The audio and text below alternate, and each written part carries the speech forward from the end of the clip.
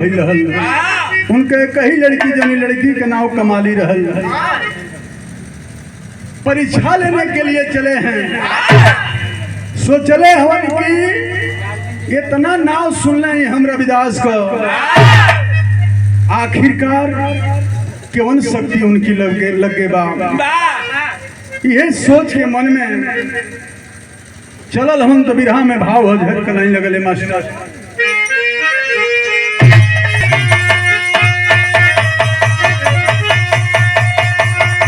अरे कबीर भक्ति में स्वरत पाए, अरे मन में उन्माद जगाए, पहुँचे रैदास पास ले मन में भारी खो।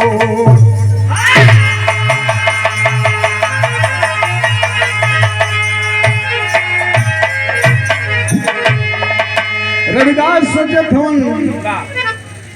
कि जात का चमार सुनले हैं कि लोटिया की चमड़े की लोटिया में पानी पियावेला, कैसे हमो के पियब। इहो सुनले कि बड़ा ज्ञान का चीजों में पियावेला, जो के पी लेला ओकर तरनतार हो जाला। मन में सोचत होन कबीरदास एक संत का परीक्षा लेवे बदे चलल होन। बिरहा में गीत लगले मास्टर।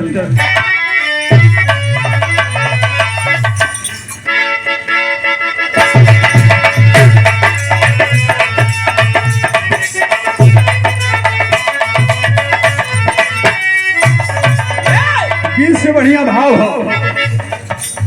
कबीरदास मन में उद्गार लेके चलल हन।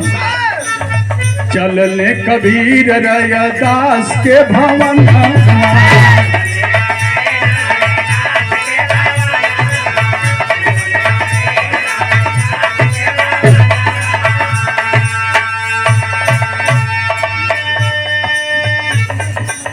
बड़ा निक लागल संत के मिलनवा, संत के मिलनवा। चलने कबीर रैदास के भवनवा,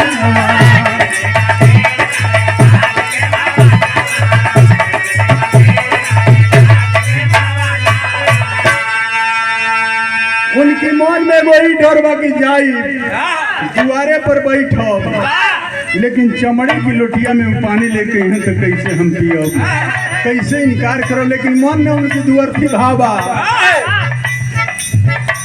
कबीरदास पहुंचल हम। रविदास जब देखलन बड़ा खुश होलन कि एक संत के दरवाजे पर आया है। चरपाई भी छोलन, आइए आप बैठिए, आपका स्वागत है, हाथ जोड़ के कहले हम। वो समय का भाव हो।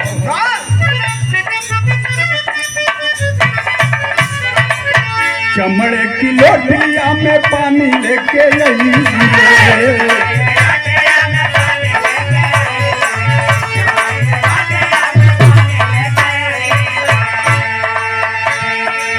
देख के हालात तब कबीर घबराई।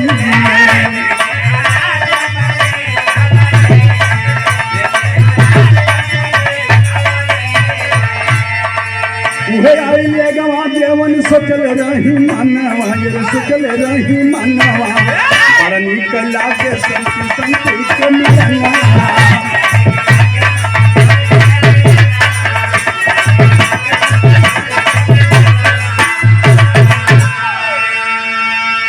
बड़ा प्रेम से रविदास जी कबीरदास के बैठौलन, चरपाई दिहलन कि आप बैठिए, आपका स्वागत है, धन्य है प्रभु, हमारे दरवाजे पर आप आए हैं।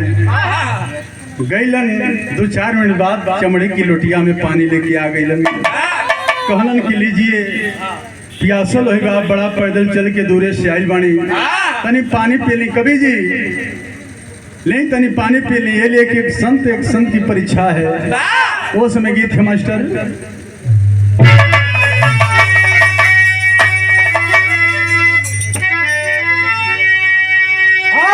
झुलनिया के गुजवाब, अरे झुलनिया के गुजवाब, अरे टूटल हो राजा जमनिया से गरिया हो राजा।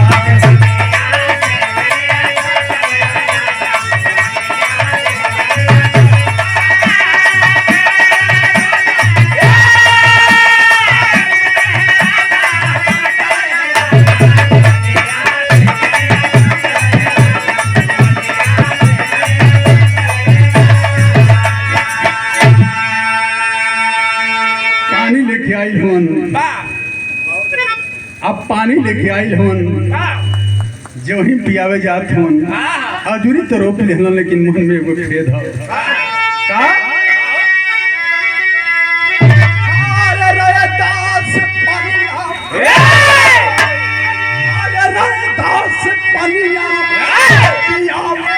बाबू कबीर पनिया बाबू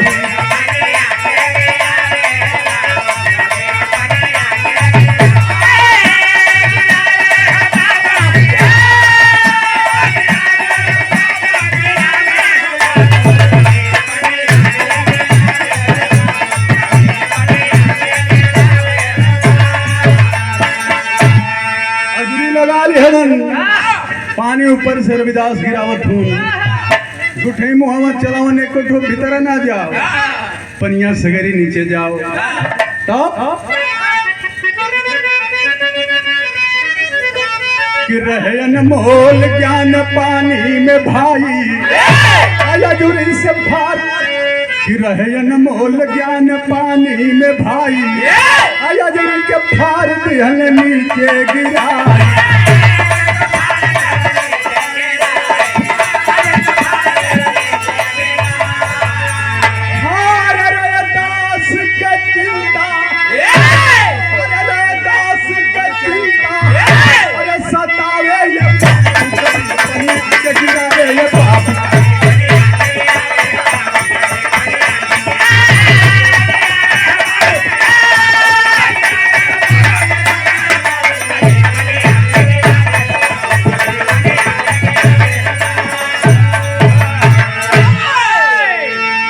रविदास चौतलन की जब एक संत का परीक्षा ले आ गए, ऐसा इनके ज्ञान दे दें किनका आयु सफल हो जाओ,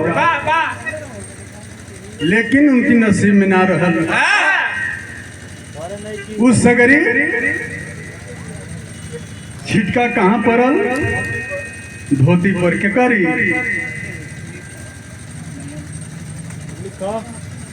धोतिया पर जवन छिटकावा पड़ल है, सोचना कि तो बड़ा अनर्थ हो गई। वो धोतिया छोड़ के दूसर कपड़ा लपेट के पहुंचलन, तोहरी नसीब में वो ज्ञान ना रहल। वो लोटिया की चमड़ा की लोटिया में वो ज्ञान रहल, पानी ना रहल ज्ञान रहल। तो गीत लगल मास्टर,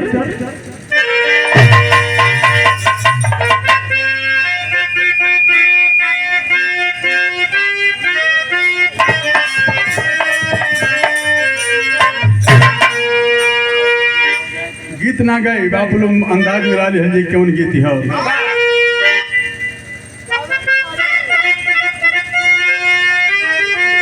कि लगली छोड़ावे नहीं, अरे छूटे तनिको तगिया, भगिया जागी गईना, भगिया जागी गईना, पागल बिटिया भगिया जागी गईना।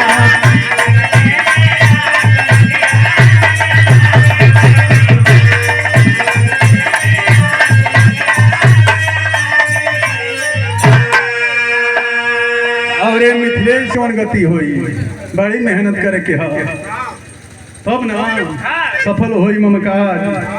भाव है कैसे वही शुरू लाइन हो,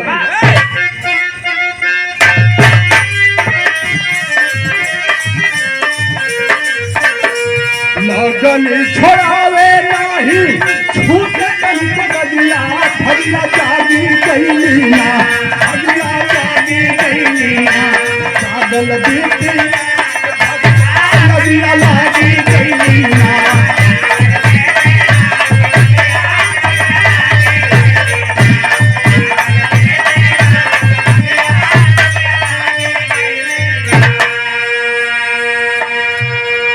छोटे नाही दाग दाग दांत से छोड़ावली,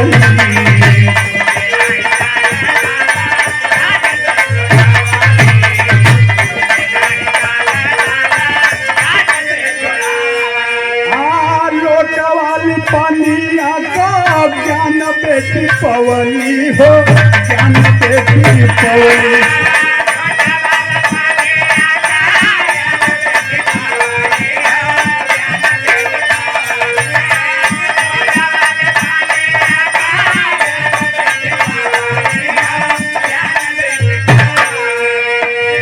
अवली दिव्य ज्योति उठनल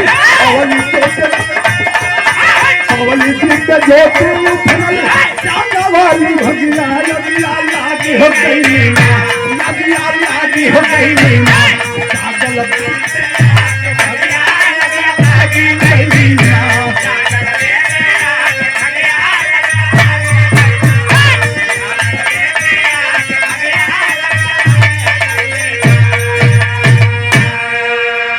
वो धोतिया के दगिया जितना छिटिक के लागल रहे वह बेटी कमाली जौन उनका लड़की रहल रविदास जी के चूस चूस के दंतवा से पनिया से भेज छोड़ावे कि साफ हो जा कि कबीरदास जी ने के पावन कि हम अछूत हो गए लेकिन तोहरी नसीब में ना रहल। देखिए कहानी कैसन मोड़ लेती है, बस 10 मिनट का कहानी है। मीनाक्षी तैयार रहो, गीत लगल।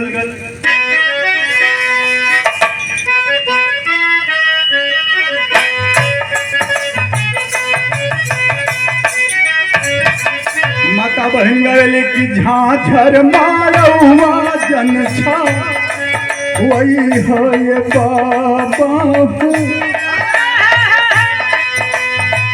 झांझर मारौआ जन छा वही है ये बाबा हो लगी है सूरजवा पर ज्योति हो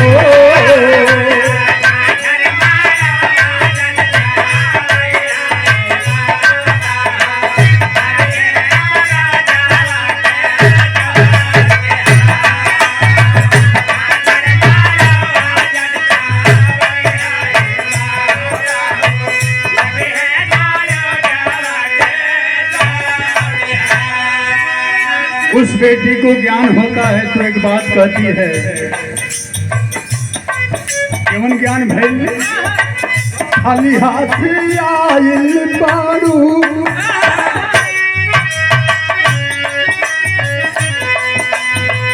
खाली हाथ आइल बारू एही दुनिया में खाली हाथ आइल बारू एही दुनिया में जयबू तू बेटी खाली हाथ हो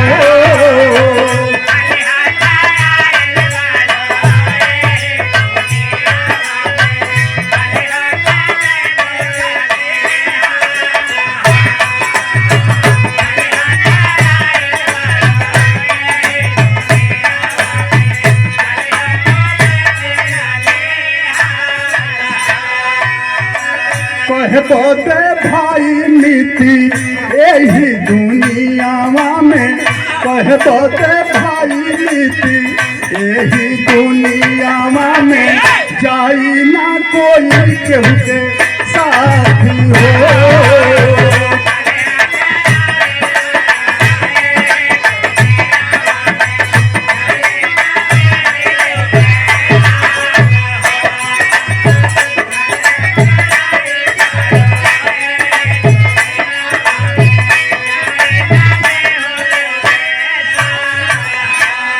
यह सच्चाई है इस धरती पर। मृत्यु लोक में मृत्यु निश्चित है और युद्ध संभावित है। मृत्यु एक दिन जो जन्मा है इस धरती पर मरेगा और युद्ध संभावित है, कभी झगड़ा हो सकता है। लेकिन वह लड़की के ज्ञान भइल समझावत दिया। बाबूजी कहलन कि ये लड़की के ज्ञान कैसे आयल। कबीरदास सोचत हूँ बैठ के लगे कि अरे ये कैसन ही लड़की बात कहत बा कि खाली हाथ आइल बड़े ही दुनिया में। वह लड़की सारी बात बता रही है। बढ़िया लोग मरल बा, अगर जो अर्थी जात बा तो सैकड़ों लोग जाई साथे। आ कोनो नीच दलित दर मरल बा, याद सरवा मर गई, छुट्टी हो गई, आदमी खुश होला, उजिया गई है जनता उससे। यही धरती पर से गरीब हो के जाए के बाद, लेकिन अब कबीरदास चल गई। मन में कुछ सोचे रहो तो फिर दोबारा चल के कजनी फिर चमड़े की लोटिया में हमके पनिया पिया दन। अब वो ज्ञान कहाँ मिली तो गीत में लगल मास्टर।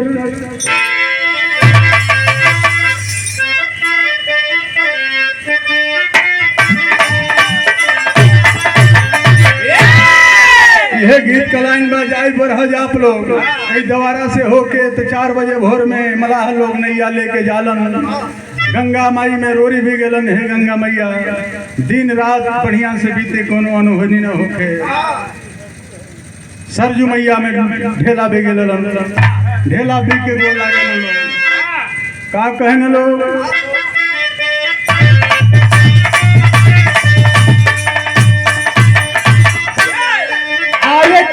ये कहलन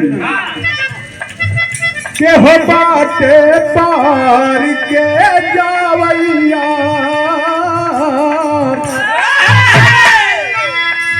के हो बाटे पार के जावैया भूलत गानैया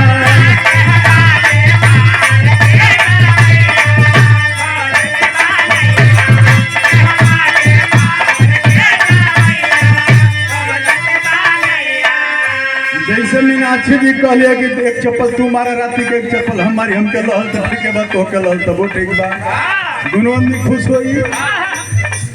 मान ला कि दोनों मर्द मेरा रुबाणी चप्पले चले लागल कि हमके चलौली हम बच गई मीनाक्षी जी बड़ी खुश हम भैली हम चलनी तो के लाग गई तब का होई गावेली का वो गीत गवाले रतिया बालम हुए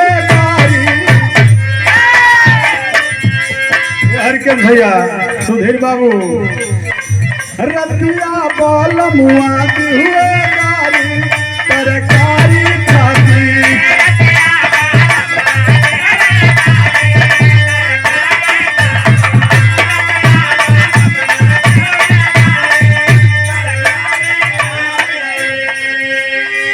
गरिया हुए दूझा पर मारी हुए मन करुए मछिया नहीं उखारी तरकारी खाती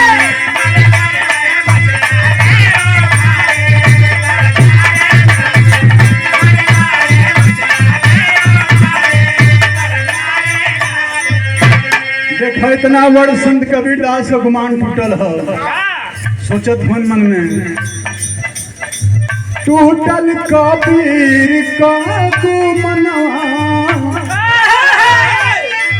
टूटल कबीर का गुमनवा उदासल मनवा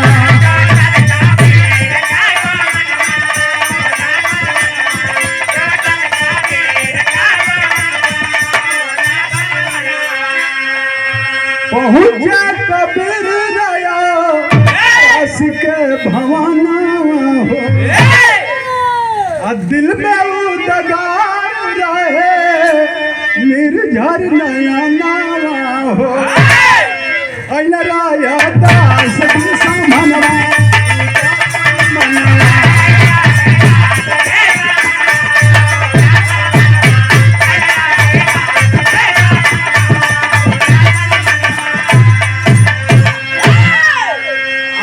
दोबारा देखना रविदास जी कहन के कैसे आ गई हाथ जोड़त हो मही से करिए प्रभु मैंने बहुत भारी गलती कर दिया चरपाई पर बैठा सोचना कि चमड़े की लोटिया में फिर पनिया लेके आई हन तो कहाँ चमड़ा की लोटिया में पानी मिलत है खूब बढ़िया पीतल की लोटा में पानी लेके आवत हम कहना कि लहे पीला कहना कि ना गलती हो गई हमके क्षमा कर देंगे इतना वो ज्ञान कहाँ मिली तो के तू अलो हम सोचनी दरवाजे पर आये हो तो कैसा ज्ञान दे दें जब ले जिया तो ले कहा कि एक संत के दरवाजे पर गया था तो कैसी शक्ति ऐसा सम्मान मिला कि दुनिया में कहीं नहीं मिला लेकिन तू तो धोखा कर दिया वो ज्ञान के तू नीचे गिरा दिया तो खड़ी की भाव में कहे के पर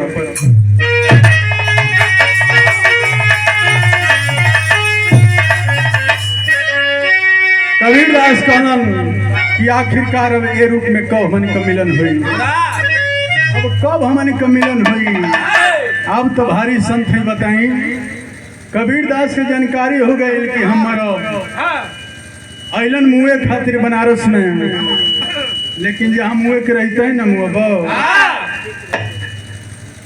तो कौनी रूप में अगला जन्म में मिलल जाई यह प्रतिज्ञा भइल लोगन का उद्धार होखी कौनी रूप में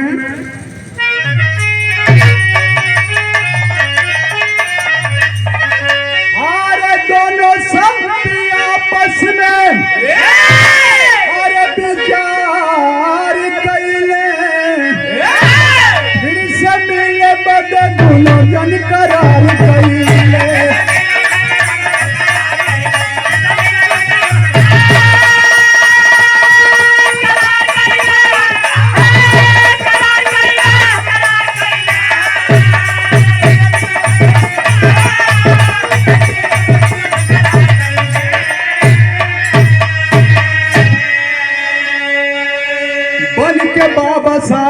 रैदास दियले आ साहब कबीर आके गांधी जी कहले। सुन ल कहानी एक सेकंड। कबीर दास ना हिंदू में रहना ना मुसलमान में, दोनों लोग माने। वो बुझे कि हमारा ही, हिंदू बुझे कि हमार। अरे लिख के संविधान, अरे जनहित के उपकार कैले, फिर से मिले बद दोनों जन करार कैले।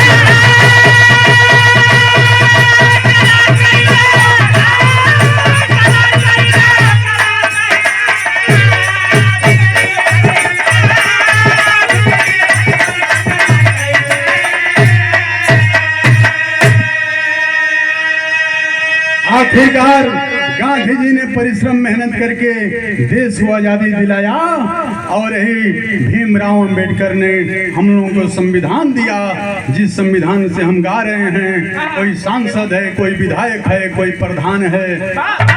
आखिरकार कहना है धन रैदास तोहर महिमा अपार बा, यही से गुण गावत पूरा संसार बा।